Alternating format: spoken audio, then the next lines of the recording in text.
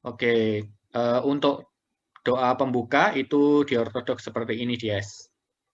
Mungkin karena Mas Tri lagi hang laptopnya, mungkin saya saja ya, Romo, untuk kasih Ini contoh. kedengaran. Oh, sudah Mas Tri? Kedengaran ya, Sir? Sudah kok. Sudah di share di itu, di grup kah? Ortodok Borneo ya, Romo? Ya iya dong. Boleh. Ya. Katekisasi ya. Ya, Oke. Saya doa pembukanya saya pimpin ya, Romo. Nanti Mas Tri doa penutup aja. Ya Bapak Presbiter, sampaikanlah berkat. Itu memberkati.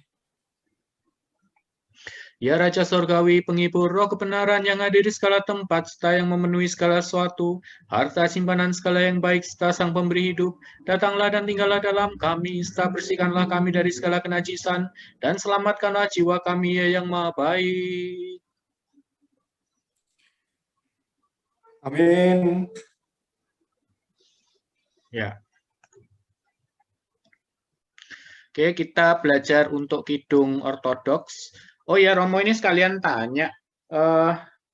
Kan biasanya Kristus Anesti itu baru dilakukan pada waktu Paskahnya ya. Terus kalau kita latihan boleh nggak ya, Romo?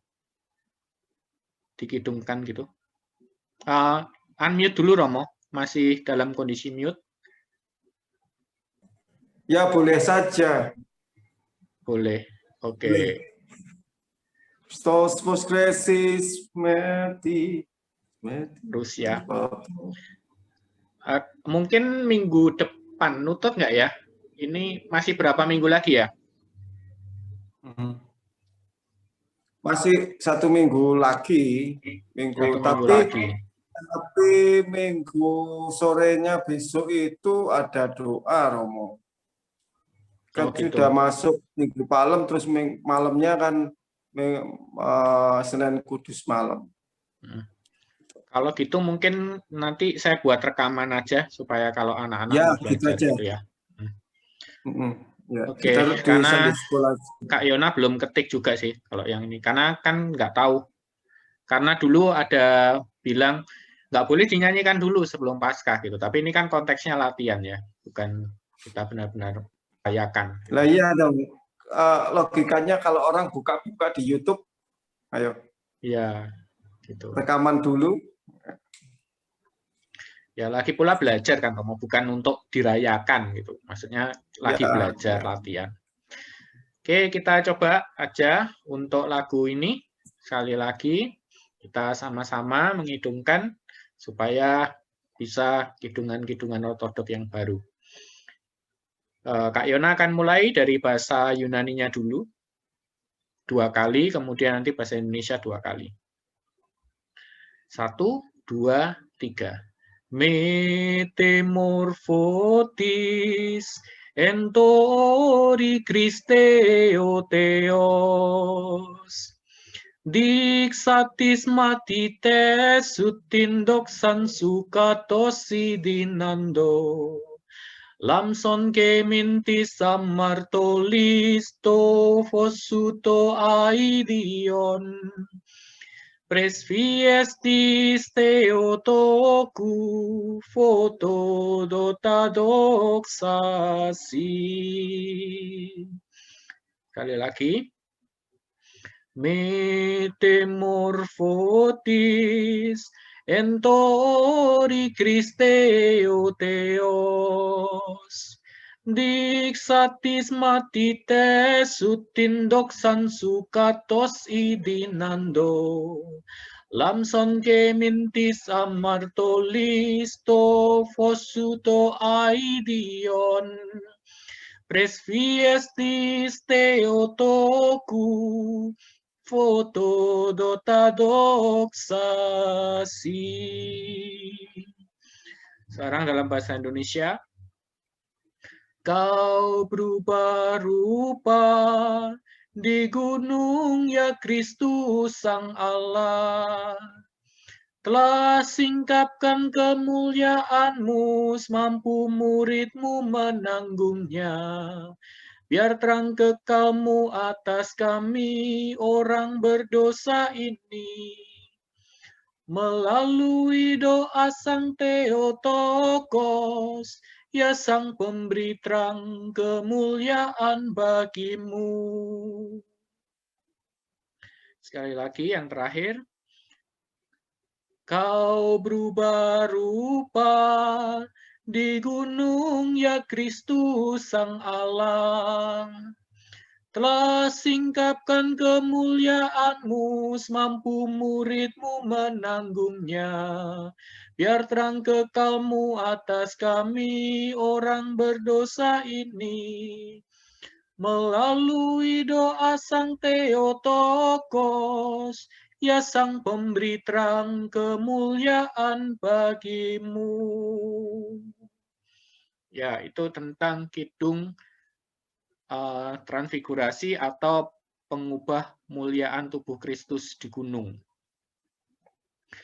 Kita lanjutkan mengenal bahasa Yunani. Mungkin Kak Yona ini perlu ulang sedikit-sedikit untuk Dias, karena baru mengikuti ya. Tenang aja, ini udah panjang sih. Tapi mungkin bisa mengikuti nanti, karena sebetulnya gampang. Oke, ini kata-katanya seperti K, tetap bacanya kayak K juga. Kemudian ini alfa, dipakai di fisika juga kan. Itu alfa itu A, nanti bacanya. A, ini iota, I, biasa. Tapi nanti kalau AI, ini bacanya E. Jadi KI ini nanti membacaannya K. Gitu. Nah, O, ya O biasa kalau diterjemahkan. Tetapi kalau O berdiri sendiri seperti ini, biasanya nanti menerjemahkannya Ho. Ho. Kemudian ini lambda, kalau di fisika. L, ini berarti. L. Ini O, biasa. Ini gamma, G. Ini O, ini seperti S ya, tetap berarti S. Nah, mirip-mirip ya hurufnya. Kemudian ini juga S, tapi S-nya bedanya. Kalau S itu dia di akhir kalimat itu menjadinya seperti ini. Tapi kalau dia di awal atau di tengah, dia jadinya seperti ini. S-nya, sigma. Ini alfa masih A. Kemudian ini juga akrab di fisika, R ya, rho. R, ini X. Kemudian ini E biasa. Ini G, gamma. Ini E lagi, V ini N. E, T, ini biasa T. O juga biasa. Jadi yang atas ini kalau misalkan kita baca, Ke ho logos sark egeneto. Ini Kak Yona ambil dari Yohanes 1 ayat yang ke-14. Ke ini sering dipakai dalam kitab suci, artinya adalah dan. Dan ho ini adalah kata sandang. Kata sandang itu kalau dalam bahasa Inggris kayak the. Jadi logos di sini sabda atau firman. Jadi kalau terjemahkan bahasa Indonesia mungkin kasih imbuhan sang firman. Sang firman, sark ini daging, egeneto ini berubah atau menjadi daging gitu ya. Dalam terjemahan bahasa Indonesia dikatakan dan menjadi manusia gitu ya. Tapi sebetulnya dalam kata literalnya dalam bahasa Yunaninya adalah menjadi daging. Kalau manusia nanti harusnya tulisannya anthropos. Gitu. Ini juga masih sama, ini K berarti dan. Ini eskinosen. Ini E, di atas ini E ya. Kemudian ini S, K biasa. Ini kalau diterjemahkan, ditulis itu E, tapi E-nya dibaca sebagai I. Jadi eski nosen, ini N. Ini juga O. Ini S, sama dengan yang di depan. Kemudian yang paling belakang N. Eskinosen itu berdiam atau tinggal, berada di tengah-tengah. N, imin. Ini bacanya I, imin. Imin itu kita. Berarti dan berdiam di tengah-tengah kita. Gitu. Kemudian ini juga lagi K dan ini TH.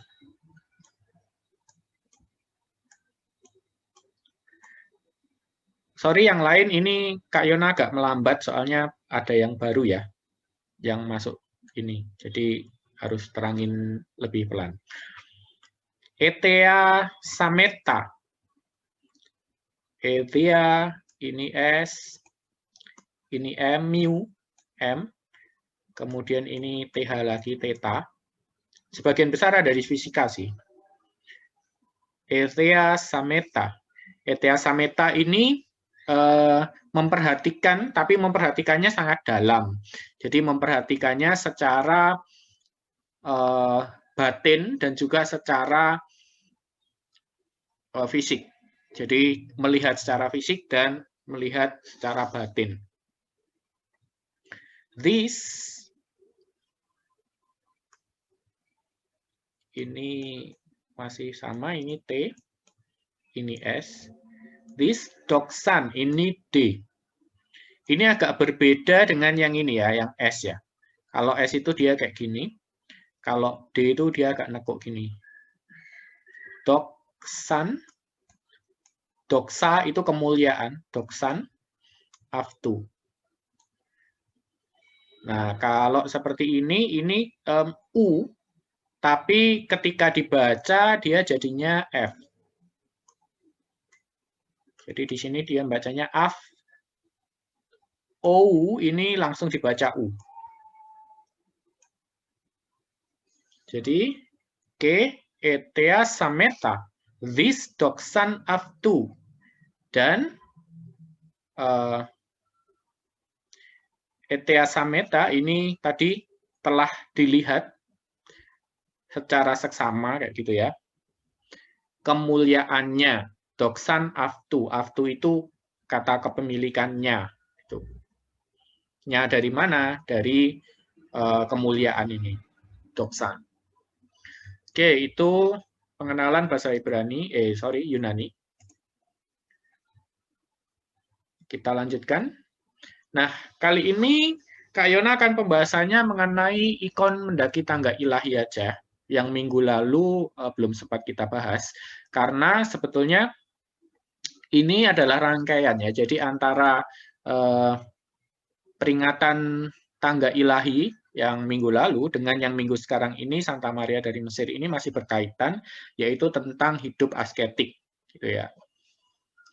Pertobatan dan hidup asketik, materinya seputar itu. Ini adalah salah satu ikon. Beberapa ikon lain ada. Tapi ini Kak Yona merasa ini yang lebih detail gitu ya. Ada beberapa yang berbeda sedikit, tapi ini yang paling detail kalau menurut Kak Yona. Oke. Pada sekitar abad ke-6 dan 7, ini seorang rahib dari Gunung Sinai, Santo Yohanes Climacus, itu membuat sebuah kitab pedoman bagi hidup kerahiban yang menuntun pada kesucian hidup dengan judul Klimaks, yang diterjemahkan sebagai mendaki tangga ilahi, dengan mengacu pada penglihatan tangga ilahi Yakub di Kejadian 28 ayat yang ke-12. Kak Yona akan bantu bacakan. Bentar, cari. Untuk Kejadian 28 ayat ke-12. Maka bermimpilah ia, yakni Yakub, di bumi ada didirikan sebuah tangga yang ujungnya sampai di langit dan tampaklah malaikat-malaikat Allah turun naik di tangga itu. Nah, ini buku ini titik tolaknya adalah dari penglihatan dari Yakub di sini. Umat Ortodoks itu biasanya rutin membaca kitab ini sebagai bentuk kontemplasi semasa puasa Prapaskah. Jadi biasanya memang tulisan jadi dari Santo Yohanes Klimacus ini dibaca terutama pada event-event mendekati Paskah gitu ya, pada 40 hari ketika kita berpuasa Prapaskah ini. Karena ada 30 tangga ya mungkin sekitar 1 hari 1 gitu ya. Nah, terdapat 30 anak tangga dalam ikon mendaki tangga ilahi sesuai dengan 30 langkah kerahiban yang ada dalam kitab memanjat tangga ilahi. Nah, ini sebetulnya buku yang digunakan untuk pedoman kerahiban, tetapi untuk umat pun itu tidak dipermasalahkan. Ketika kita mempelajari hal ini, itu nggak masalah. Justru bagus, karena bisa dipraktekkan. Tetapi mempraktekannya agak berbeda ya, karena kalau dalam kerahiban kan dia lebih ekstrim seperti itu. Contoh misalkan harus menyendiri seperti itu, exile. Jadi harus membuang diri ke tempat yang sepi, hidup seperti itu dalam kerahiban itu hal yang biasa. Tetapi kalau kita harus agak modif sedikit, agak dibedakan sedikit. Kita harus penyendiriannya adalah penyendirian hati. Kalau kita nggak terpanggil sebagai seorang rahib, gitu ya. Jadi keheningan di dalam hati itu yang lebih penting. Kalau kita, karena kita dalam kehidupan sehari-hari kita bersosial, kita nggak bisa lepas dari kehidupan sosial, kecuali memang panggilan kita ke kerahiban, seperti itu. Oke, ini pembahasannya pada gambar yang di sebelah kiri sendiri. Kiri ya, ini sorry, kiri, bukan kanan. Di kiri bawah ini ada gambaran Santo Yohanes Klimacus dengan lingkaran halo, ini yang ini. Dalam lingkungan gereja sedang mengajarkan para rahib tentang bagaimana mendaki tangga ilahi. Gulungan yang ada di tangannya ini kalau kita perbesar itu ada tulisannya bunyinya, dakilah, dakilah para pendaki dengan semangat dalam hatimu, saudaraku. Itu.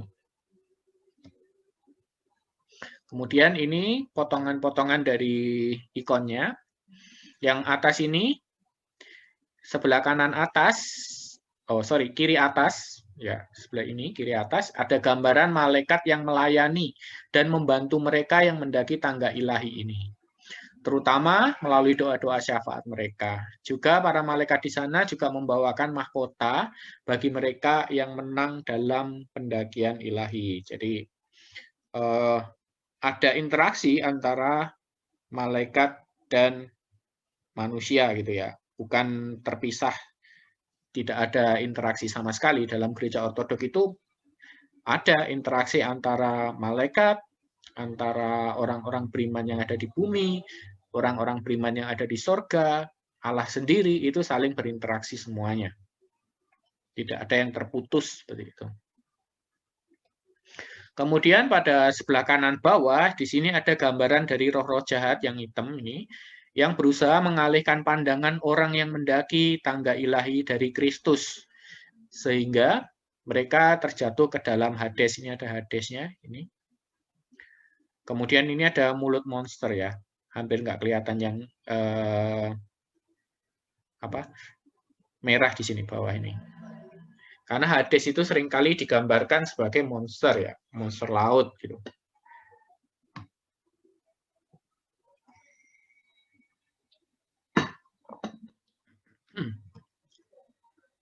Di bagian atas gambarannya seperti ini. Pada puncak atas ini gambaran mereka yang berhasil mendaki tangga ilahi. Setelah mereka memperoleh mahkota kekekalan bersama para jana suci lain ini. Ya, di beberapa ikon digambarkan kalau yang mencapai paling atas ini langsung dapat halo gitu ya. Jadi lingkaran kekudusan gitu. Tapi di beberapa ikon yang lain tidak ada halonya, itu nggak apa-apa, cuma beda maknanya seperti ini. Kalau tidak diberi halo, itu dimaksudkan pembacaannya adalah bahwa itu bukan jana suci secara khusus gitu dimaksudkannya. Dalam arti bisa kita semua. gitu, dalam bentuk pengajaran. Bisa kita semua mencapai itu. Gitu. Nah, kalau dalam tafsiran yang ada halonya ini, artinya dia sudah mendapatkan karunia kehidupan kekal. Gitu. Sama dengan jana suci lain. Ini jana sucinya ada di sini ya. Kalau Kak Yona lihat, mungkin yang depan ini Daud, Raja Daud. Gitu. Terus ada beberapa uskup di sini, pakaian-pakaian uskup. Ini mungkin Rasul Petrus dari bajunya. Tuh. Kalau di sini yang menyambut di bagian depan ini Theotokos, Tuhan Yesus, dan Rasul Yohanes. Dan ada 2 malaikat. Malaikatnya mungkin kalau inskripsinya lebih diperbesar mungkin bisa tahu siapa. Kemungkinan sih Michael sama Gabriel. Nah, di sini Kak Yona akan membahas saja beberapa langkah awal dalam tangga ilahi. Jadi, karena ada 30 tangga, nggak mungkin diselesaikan semua, dan mungkin untuk awam sangat berat untuk tangga-tangganya. Jadi, kemungkinan yang dasar dulu sebagai kita melihat gimana sih bentuk-bentuk anak tangganya itu. Langkah pertama adalah penyangkalan diri dari dunia. Yang pertama, umat Kristen adalah seorang yang meneladani Kristus di dalam pemikiran, perkataan, dan perbuatan sejauh hal itu memungkinkan bagi manusia. Ya. Ini beberapa isinya itu Kak Yona kutipkan dari kitabnya ya, kitab Mendaki Tangga Ilahi ini. Kak Yona ringkaskan, sebetulnya ada banyak tulisannya, cuma Kak Yona ringkaskan yang mungkin sesuai dengan kehidupan kita. Dikatakan ada 3 dasar kebajikan, yaitu kemurnian, puasa, dan kesederhanaan. Marilah kita semua mulai dari hal-hal ini.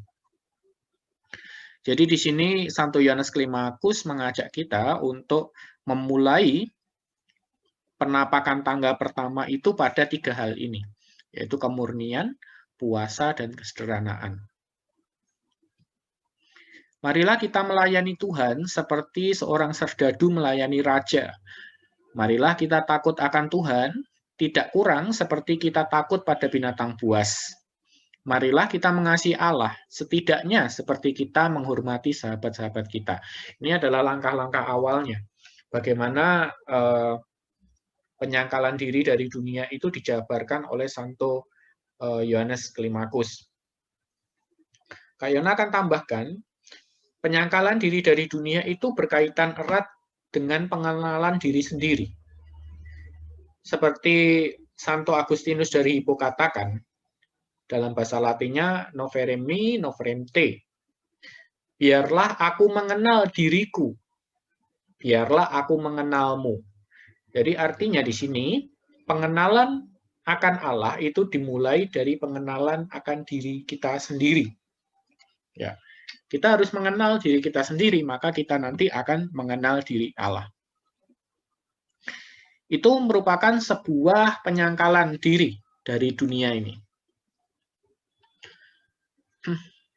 Sebab pada dasarnya manusia itu sebetulnya diciptakan segambar, seikon dengan Allah.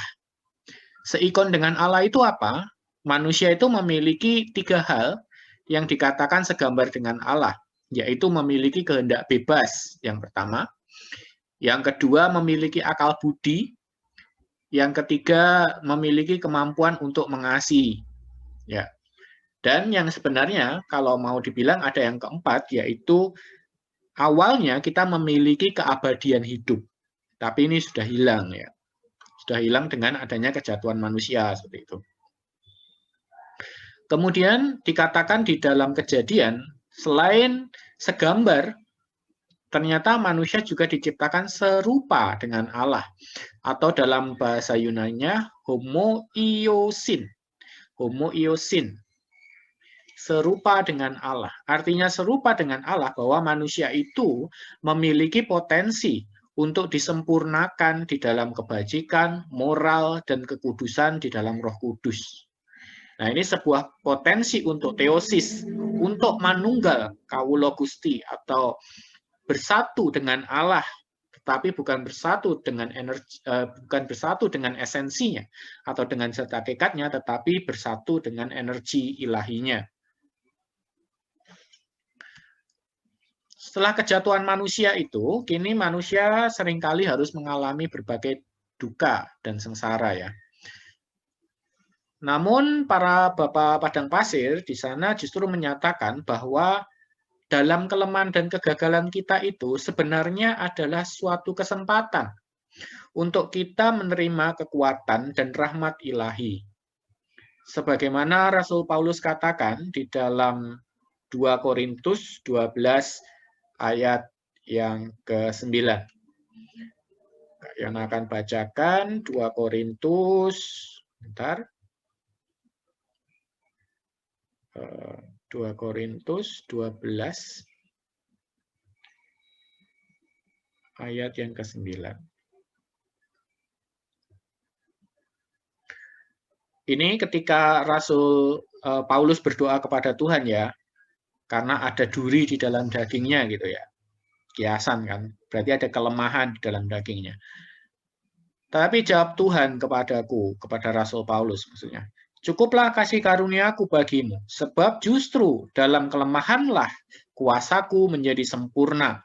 Sebab itu terlebih suka aku bermegah atas kelemahanku, supaya kuasa Kristus turun menaungi aku. Ini yang dibahas oleh Bapak Gereja, bahwa kelemahan kita itu sebetulnya menjadi bagian dari sumber rahmat Allah.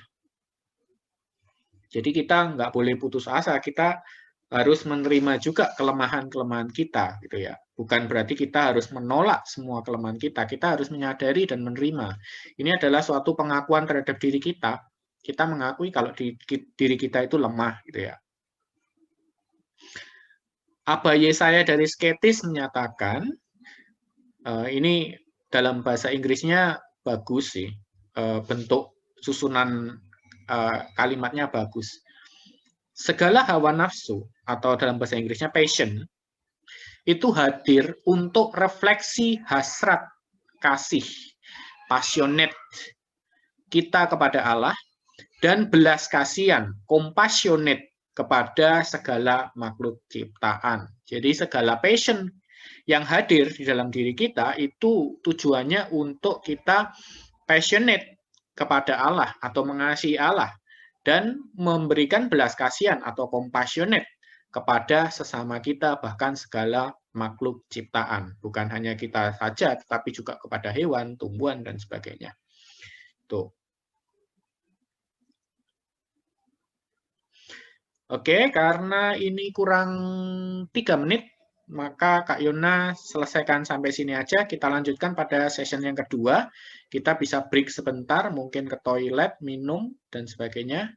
Sambil Kak Yona siapkan untuk sesi keduanya. Linknya akan Kak Yona bagikan di grup. Oke, ini Kak Yona hentikan dulu. Stop share. Oke, jadi tadi jalan mencapai teosis itu dapat dilalui melalui jalan asketik atau yang disebut dalam gereja ortodok itu sebagai mati raga. Ini adalah keheningan doa yang menuntun pada pengenalan diri kita yang sejati. Tetapi keheningan di sini bukan suatu keheningan yang pasif. Bukan suatu keheningan yang nggak ngapa-ngapain seperti itu.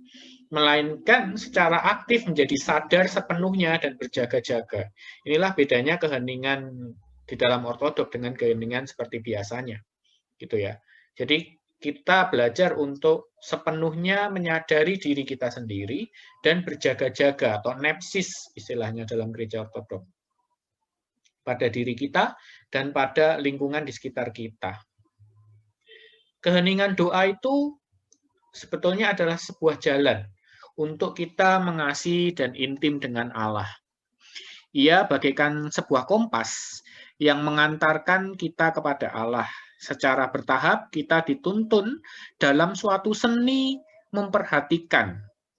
Ya. Seni memperhatikan, seni mendengarkan, di mana akhirnya kita lebih mampu mendengarkan kebutuhan orang lain dan hati nurani kita. Ini penting untuk mendengarkan hati nurani. Karena terkadang Allah itu berbicara melalui hati nurani kita, gitu ya. Keheningan doa itu akan membuat kita menyadari apa yang sedang terjadi di dalam batin kita dan apa yang sedang terjadi pada sekeliling kita. Itulah makna dari bentuk penyangkalan diri dari dunia. Nomor satunya aja udah dalam gitu, langkah pertamanya udah dalam ini. Belum nanti langkah-langkah yang selanjutnya. Pada awalnya penyangkalan diri dari dunia ini memang sulit dan penuh duka ketika kita melakukan kebajikan-kebajikan. Namun, lambat laun kita hanya akan merasakan sedikit penderitaan, dan setelah itu sukacita oleh kasih dan api ilahi. Ini adalah kutipan-kutipan mengenai penyangkalan diri dari dunia yang Kak Yona ekstrak dari buku Mendaki Tangga Ilahi, langkah yang pertama. Oke, kita akan sampai ke langkah kedua saja, karena waktu dan juga ini terlalu dalam nantinya. Langkah kedua adalah lepaskan keterikatan, atau dalam bahasa Inggrisnya attachment, lepas dari ketergantungan, keterikatan. Seseorang yang masih terikat pada segala yang kelihatan belumlah dilepaskan dari duka, karena ketika sesuatu yang kelihatan itu hilang, seorang itu pasti akan berduka, merasa sengsara, merasa sakit di dalam hatinya. Itu adalah ciri-ciri bahwa dia belum lepas dari keterikatan dari yang kelihatan itu. Jika seorang menyangka dirinya tanpa ikatan, namun merasa berduka ketika kehilangan, maka pada hakikatnya ia menipu dirinya sendiri. Ya, ini bisa apa aja ya. Kalau di dalam bentuknya buku Mendaki Tangga Ilahi ini sangat ekstrim, sampai ke keluarga juga. Jadi kalau ya tentunya yang awal itu seperti harta benda, seperti itu ya. Ketika kita kehilangan harta benda, kita merasa sakit di dalam hati kita, nah itu artinya sebetulnya masih ada ikatan kita dengan harta benda itu. Meskipun ya wajar itu ya, kalau kita seperti ini, ketika kita kehilangan sesuatu, itu kita merasa sakit, itu wajar. Tapi kalau kita mau disempurnakan dari tiap hari, kita harus berusaha melepaskan diri dari keterikatan itu, terutama bagi mereka yang terpanggil dalam panggilan kerahiban. Gitu ya. Bahkan keluarga juga. Jadi ketika kehilangan keluarga, kita akan diliputi oleh duka, diliputi oleh suatu kesedihan. Nah, itu ada keterikatan kita dengan keluarga itu artinya. Tuh. Makanya bagi seorang rahib biasanya itu susah ketemu dengan keluarganya, itu biasanya lebih menolak gitu ya, menghindar gitu. Karena mereka berusaha terlepas dari keterikatan bahkan dengan keluarga. Maka mengabdikan dirinya kepada Allah secara lebih sungguh-sungguh. Bukan berarti tidak mengasihi keluarga ya. Mereka tetap mengasihi keluarga. Tetapi mereka berusaha melepaskan keterikatan itu.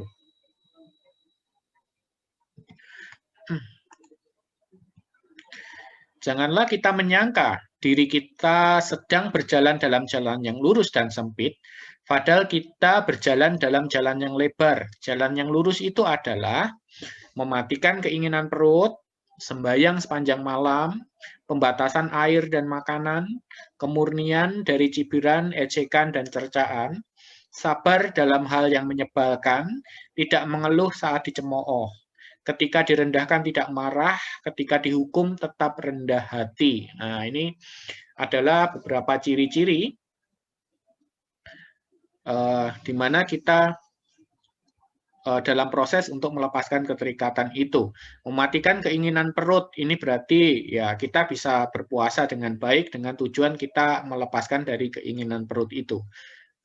Melepaskan keterikatan dari makanan, gitu ya. Sepanjang sembahyang sepanjang malam, ini vigil ya. Kalau di dalam negara-negara yang ortodoks itu doanya itu bisa kalau kita ikuti di biara-biara itu bisa sampai tengah malam gitu, mulai jam 9 malam, bahkan sebelum jam 9, mungkin jam 8 atau setengah 9 itu mereka sudah melakukan suatu sembahyang kompletorium, nanti disusul dengan sembahyang vigil jam 12 atau sembahyang tengah malam gitu ya. Kalau dalam Muslim seperti tahajud gitu ya. Tapi itu bisa bersambung jamnya, bisa bersambung nanti mungkin selesai jam 2 atau setengah 3 dan mungkin bisa dilanjutkan dengan matin pada subuh pagi hari, mungkin jam 4 atau setengah 5 dimulai. Nah, itu tujuannya adalah melepaskan keterikatan kita terhadap keinginan daging yang malas, kemalasan ya, kemalasan dalam diri kita. Tuh, pembatasan air dan makanan. Jadi mereka pun kalau dalam kerahiban mereka nggak boleh makan seenaknya gitu ya, dalam porsi yang sangat banyak, meskipun puasa, buka puasanya terus kemudian balas dendam gitu ya, balas dendam 2 porsi atau 3 porsi langsung gitu, nggak seperti itu juga. Mereka juga masih melakukan pembatasan itu dengan sewajarnya. Bahkan kalau dalam gereja ortodoks seringnya puasa, buka puasa pun masih vegan, masih vegetarian buka puasanya, tidak memakan daging dan produk hewani. Nah, itu adalah bentuk-bentuk di mana kita berusaha untuk melepaskan dari keterikatan secara fisikal. Tapi juga kita harus ingat, keterikatan itu tidak hanya fisikal, tapi juga ada yang bentuknya batiniah. Ini yang lebih sulit, kemurnian dari cibiran, ejekan, dan cercaan. Ya berarti kita tidak membalas ya, ketika kita diejek, ketika cibir, dicerca itu kita tetap memurnikan diri sendiri, kita tidak terhanyut untuk kita membalas. Ini adalah hal yang sulit.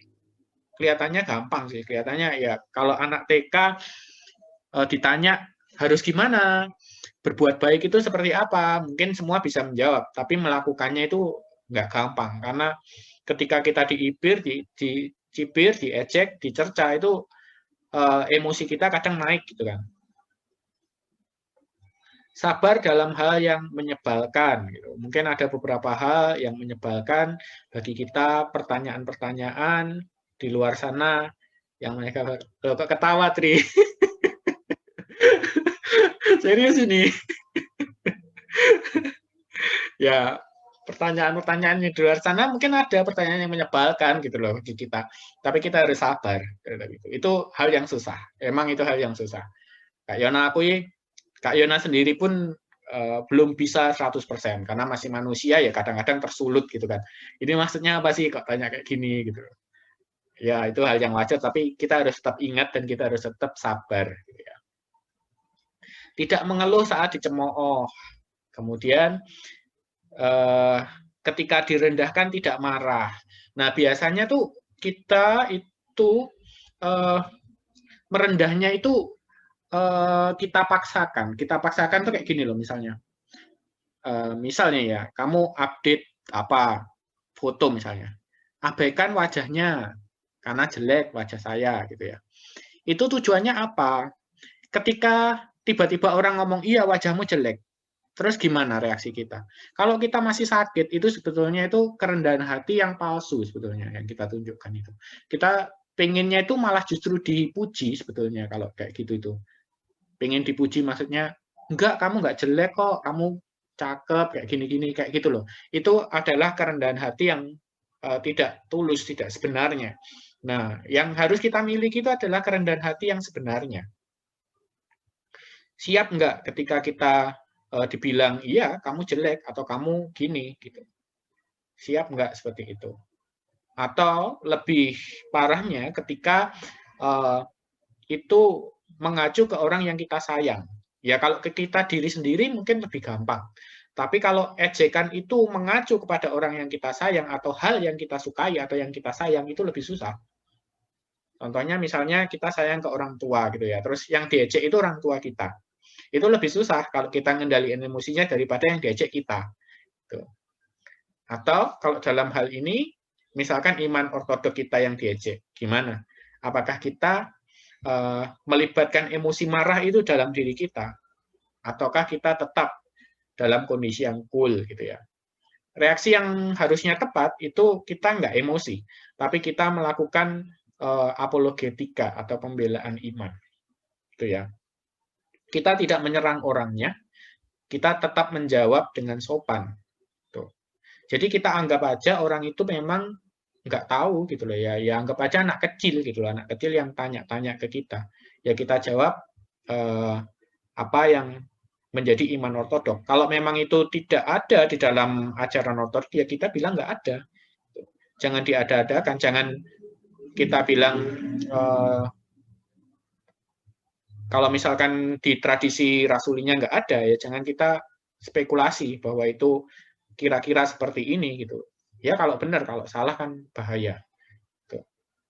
Jadi jujur-jujuran aja. Kalau nggak ada ya memang kita bilang nggak ada, tambahin aja karena itu bagi ajaran gereja ortodok kurang penting gitu misalnya.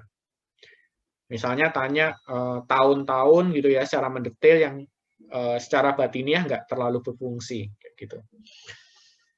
Nah, itulah yang harus kita lakukan dalam menapaki tangga ilahi itu. Udah berat ya, langkah 1, langkah 2 aja udah sangat berat ini. Kelihatannya gampang, tapi nggak segampang itu.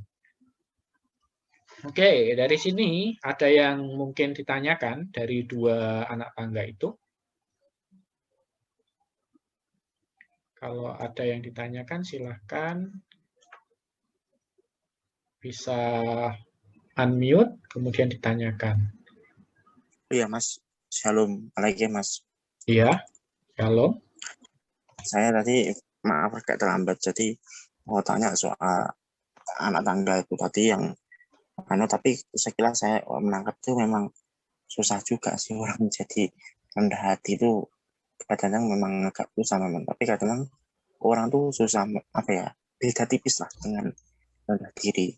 Terus bagaimana iman kita untuk menanggapi orang yang kadang kala tuh ya malu-malu tuh yang disebut rendah diri dengan orang yang rendah hati di dalam iman kita gereja ortodoks. Karena kadang tuh orang kadang pengennya tuh baik segala macam, tapi maaf Mas, salah apa tuh kelakuan, salah tingkah segala macam. Itu bagaimana Mas menanggapi seperti itu? Kalau menurut saya rendah diri itu bentuk minder ya. Jadi bentuk minder. Jadi dia merasa dirinya itu nggak bisa gitu loh. Nah, ini memiliki dampak yang buruk, yang berbeda dengan rendah hati. Kalau rendah hati ini, kamu memang merasa dirimu tidak bisa, tetapi kamu percaya kepada Allah yang memampukan dirimu. Itu bentuk rendah hati gitu. Tetapi kalau rendah diri ini sebetulnya mungkin kamu bisa, tetapi kamu memutuskan dirimu itu nggak bisa gitu, menolak gitu.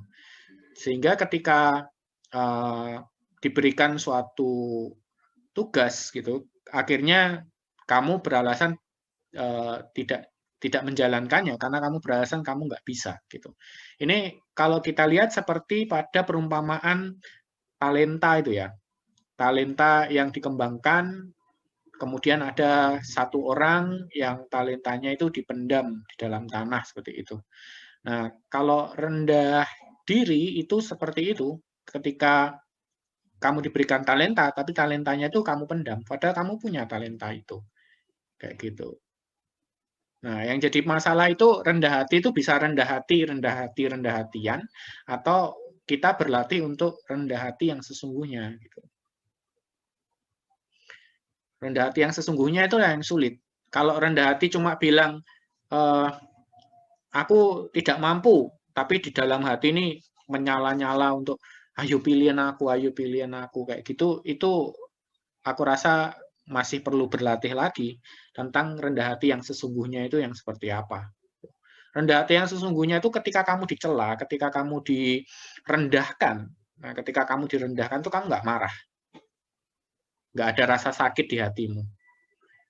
Itu rendah hati yang sudah terasah benar-benar sesungguhnya gitu.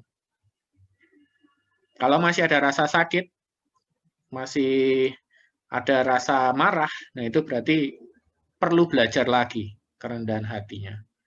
Terus belajar lagi. Kalau para rahib itu biasanya sering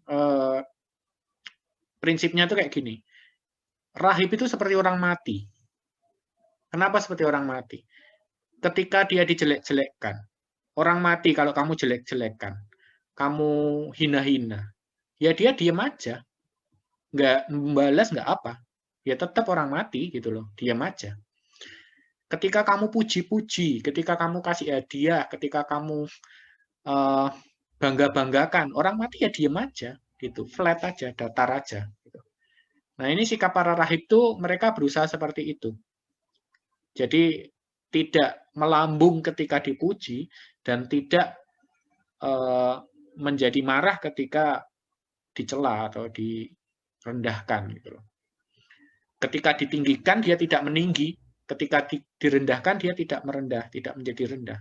Jadi tetap flat kondisinya. Seperti itu sih.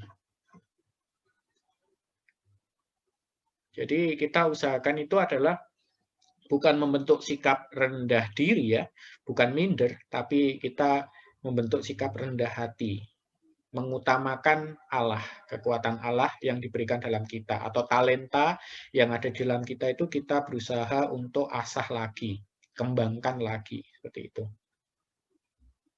Itu.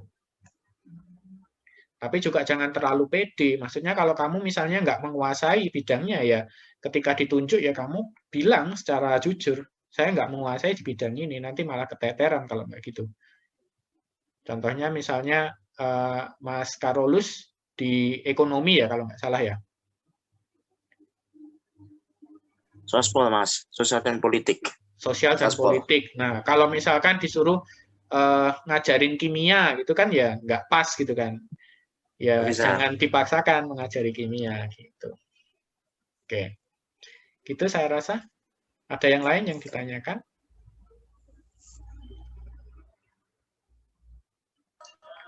Oh ya Kak, yang langkah Ya. Yang langkah-langkah tadi itu emang khusus untuk rahib ya, Kak? Enggak, sebetulnya dianjurkan juga untuk awam, tapi awam mungkin prakteknya tidak se-streng rahib. Karena awam juga baca, Tri. Di dalam tradisi ortodok itu, orang-orang ortodok itu semasa puasa gini mereka baca.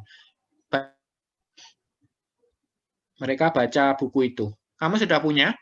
Oh iya. Sudah punya belum? Belum, Mbak. Nanti coba tak cariin ya PDF-nya. Kalau aku, Kak Yona punya tapi buku ininya, buku manualnya. Jadi yang buku apa? Buku yang jadinya itu loh, bukan PDF. Nanti tak cariin yang PDF-nya. Kalau nemu tak kirim ke grup. Tuh, biasanya dibaca gitu. Tapi ya jangan, kalau kamu memang nggak kepanggil sebagai seorang rahib, jangan dipraktekkan secara literal seperti yang ada di buku itu. Nanti kamu jadi ekstrim banget nanti. Nanti kamu menyendiri ke gunung-gunung, ke hutan-hutan. Ya rencananya kita pengen gitu, Kak. Gitu. Tapi sayangnya Jadi orang tua nggak rela.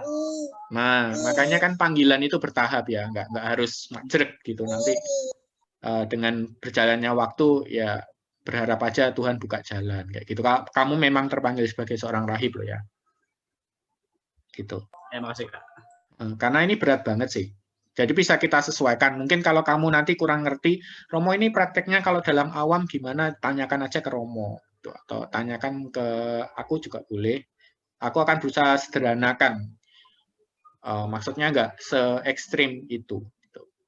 Kayak misalnya, kamu harus hening ke tempat yang hening, benar-benar exile gitu. Exile itu kayak terbuang gitu loh.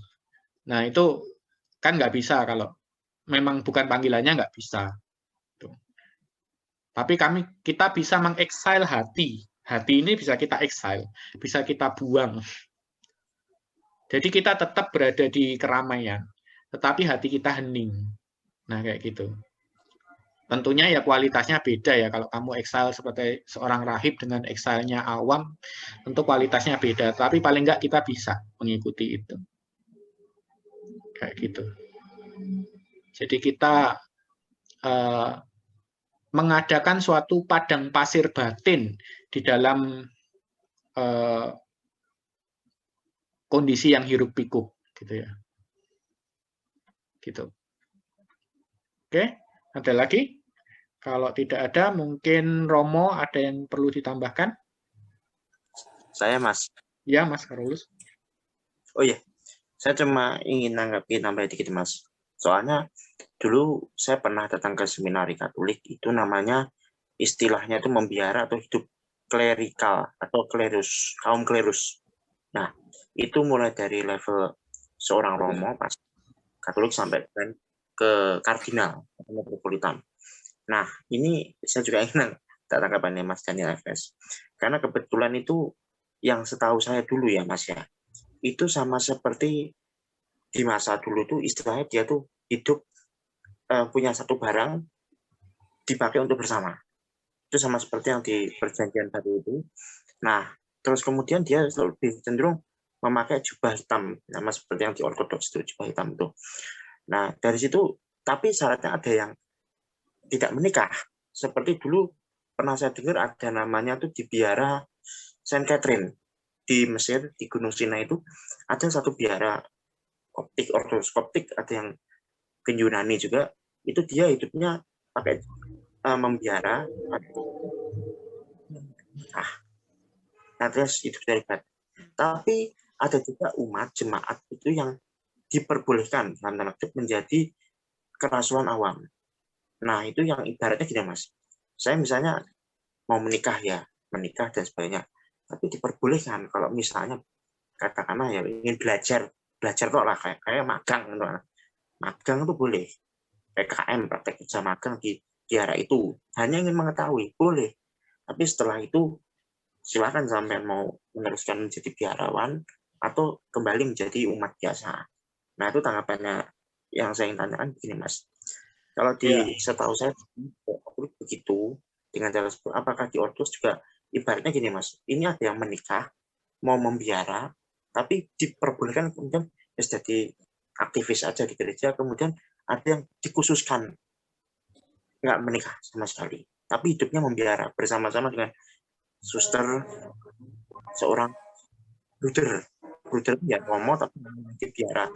Bagaimana Mas di gereja ortodoks apa juga seperti itu? Setahu saya Mas dulu ya. Di dalam gereja ortodoks itu untuk kebiaraan itu ada jenjangnya. Jadi nggak selalu masuk awal langsung jadi dia harus jadi selibat seperti itu enggak. Tapi ada jenjang. Pertama itu dia novice. Novice itu ya boleh coba-coba gitulah beberapa hari atau beberapa minggu dia hidup di biara itu, ngelihat kehidupan biara itu seperti apa, mencoba menjalani cocok enggak dengan kehidupan biara seperti itu kayak gitu. Nanti kalau dia sudah cocok, dia biasanya ditahbis sebagai biarawan atau biarawati rasafur kalau nggak salah ingat ya, itu di atasnya novice. Di atasnya novice itu dia masih meskipun ditahbis tapi dia masih boleh untuk change mind, jadi berubah pikiran masih boleh. Jadi misalkan di tengah-tengah dia mau, aku kok kayaknya nggak terpanggil ya di biarawan, aku jatuh cinta misalnya, jatuh cinta tidak tahan lagi, ingin menikah gitu misalnya. Nah, kalau dia memutuskan untuk menikah saat itu tuh boleh. Tapi kalau sudah di atasnya ini, tingkatan ini ada lagi di atasnya, tingkatan ketiga, itu sudah nggak bisa. Karena dia sudah kaul istilahnya. Oh ya, kaul. Udah kaul berarti dia udah mantep di situ, nggak bisa. Gitu. Udah jadi biarawan. Gitu. Kalau di gereja ortodoks sendiri untuk klerusnya itu kan bisa menikah bisa enggak gitu ya. Jadi dibebaskan sih, enggak harus dia ini. Dan rahib pun belum tentu dia seorang klerus, bisa jadi dia rahib biasa gitu. Jadi dia enggak menikah, tapi dia tidak melayani sebagai seorang imam. Gitu. Ya hanya mendalami seni batinnya aja, kedalaman spiritualnya aja, kedalaman spiritualnya ortodoks seperti itu. Oh ya Mas, ini yang satu lagi, ketika rahib itu di biara, itu dulu kan saya pernah di seminari, ya ketemu sama seminari, itu seorang kepala romonya, ya istilahnya tuh wakil uskup Katolik itu biasanya berkedudukan sebagai dosen. Dia double. Dia melayani tapi juga mengajar sebagai seorang dosen. Nah, itu kan statusnya berarti kan setara dengan guru atau dosen di kampus-kampus umum lah. Pertanyaan saya begini, Mas, kalau di gereja ortodoks, apakah ini di Rusia juga, apakah seorang kepala seminaria atau seorang kepala biara, seorang romo atau seorang rahib itu juga merangkap sebagai seorang dosen atau pengajar? Itu, Mas. Terima kasih.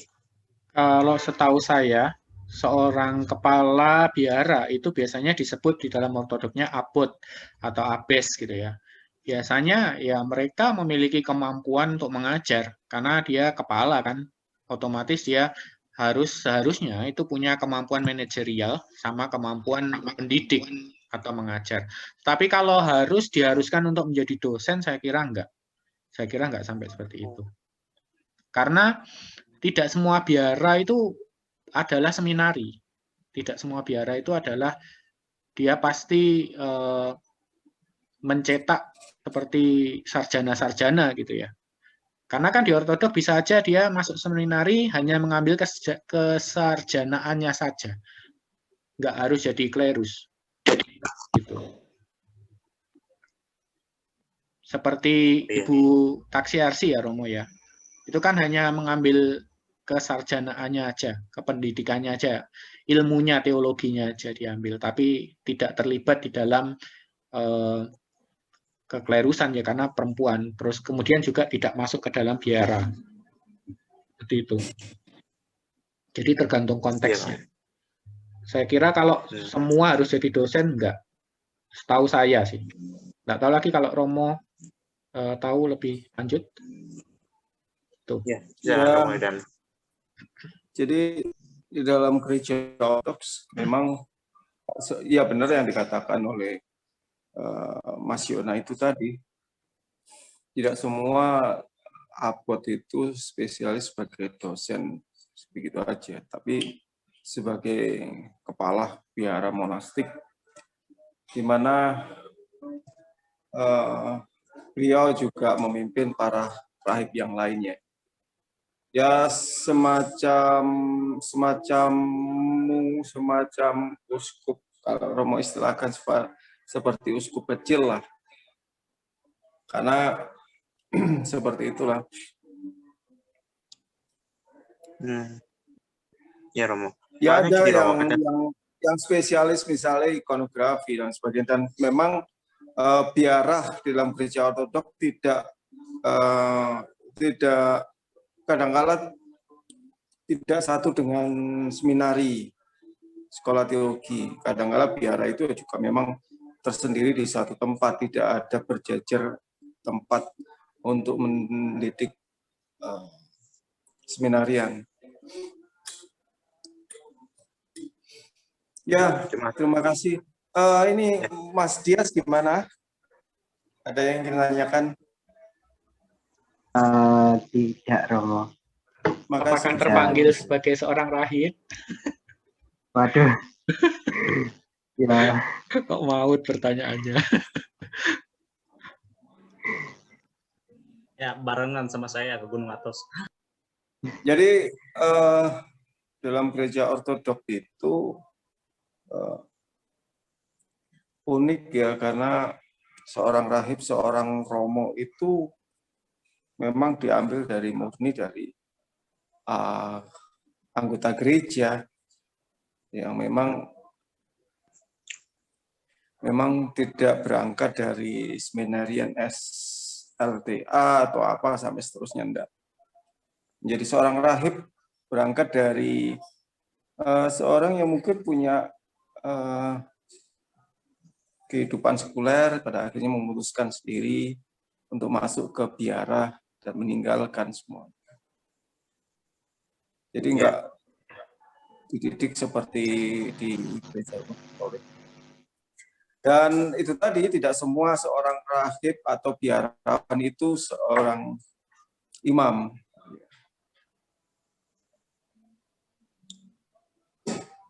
Ya, Mas Dias, ada yang Mas Dias. Ya, Mana? yang nggak ada, udah itu, udah jauh ini Masih ada sudah waktu, Pak, ya? tahu gambaran ortodoks. Ya. Mas Yon, masih ada waktu? Sudah lebih 15 menit. Oke. Jadi memang ketika kita semakin tahu, terutama di dalam konteks satu kesempatan-kesempatan yang ditaruh di dalam setiap minggu untuk masa puasa itu, seperti minggu kemarin, minggu Yohanes Klimacus, dan sekarang adalah puncaknya. Jadi puncaknya adalah ini pencapaian hidup monastik, pencapaian pertobatan, pencapaian pengubah muliaan karakter dalam perubahan ini adalah seperti Jana Suci Maria de Mercier ini. Dan memang kalau kita semakin banyak tahu,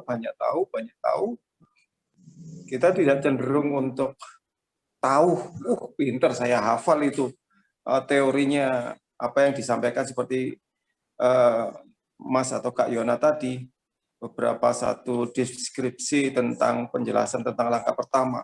Tetapi dalam sisi batin kita, ternyata masih ada sesuatu yang kurang tentang pengolahan batin, tentang praktek kerohanian kita, yang membuat kita harus semakin sadar bahwa kerendahan hati itu tidak sesederhana yang kita gambarkan. Sederhana itu tidak menurut konsep kita.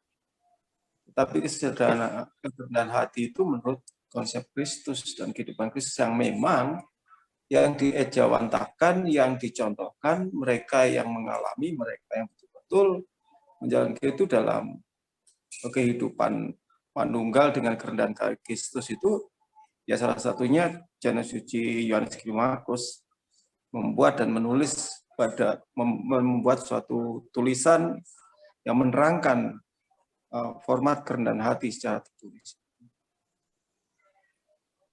Nah, oleh karena itulah kerendahan hati itu dikatakan sebagai ibu atau induk dari segala kerohanian. Terima kasih Kak Yona, Mas Yona. Terima kasih untuk Pak Dias, Skorolus. Oh ya, sekali lagi supaya tahu, selamat ulang tahun Mas Skorolus. Ya, Selamat ulang tahun. Panjang umur. Semoga ya Leta. Ya, enggak panjang umur. Terima kasih untuk selalu hadir. Ya. Tadi maaf Romo, tadi jelas waktu tentang biara itu saya ingat waktu itu saya pernah kunjungan ke STFT Widya Sasana yang di Raja Basa itu kan ada biarawan seorang Romo, ada yang frater, tapi ada juga yang dia merangkap sebagai pengajar. Ya, ada makanya di seminari di Moskow itu, di Holy Trinity itu kan berdekatan, ini biara, ya. Ini seminari, sekaligus kapelnya anak seminarian itu di dalam kompleks biara, dan sekaligus juga biarawan juga ada yang mempunyai pengetahuan disiplin ilmu keilmuan yang ngajar di situ juga. Termasuk di perpustakaan ya Romo ya, di kearsipan. Ya. Muridnya juga gereja ortodok, muridnya juga romo-romo yang kemarin dari Antioquia, ada yang salah Assyrian, Nestorian juga ada. Dan beragam ya, ada yang latar belakang SLTA, ada yang beragam dari yang sudah dewasa seperti itu. Ya, terima kasih untuk kesempatannya. Oke, kalau tidak ada lagi, kita akan tutup untuk Sunday School hari ini. Mas Tri, silakan doa penutup dan nanti doa berkat oleh Romo. Sungguhlah patut dan benar memberkatimu ya Sang Theotokos, yang selalu terberkati dan sangat termurni serta bunda dari Allah kita. Lebih terhormat dari kerubin dan tak terbanding lebih mulia dari para serafim, dan tanpa cacat celah lahir kenal sang sabda. Sungguh kaulah santai atau engkau junjung tinggi ya Bapak Presbiter sampai karena berkah. Kiranya Sang Tritunggal Kudus memberkati semua. Terima kasih. Amin. Oke, terima kasih atas kehadiran pada Sunday School hari ini. Sampai jumpa pada Sunday School minggu depan. Terus nanti ini ya Romo, berarti kita Senin